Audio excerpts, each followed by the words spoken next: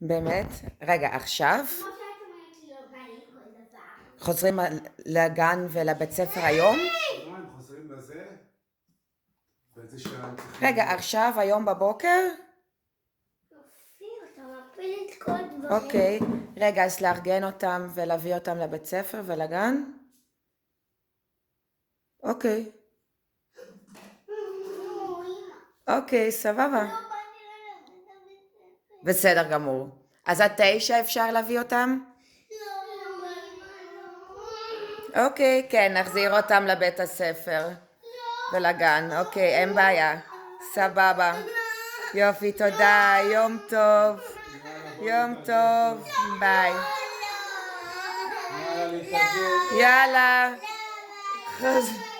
בוא להתארגן. חוזרים לבית ספר. מה זה? אבל צריך לחזור לבית ספר. בוא אני אביא לכם... יאללה, בוא, קח את התיק מלאה, של לאה.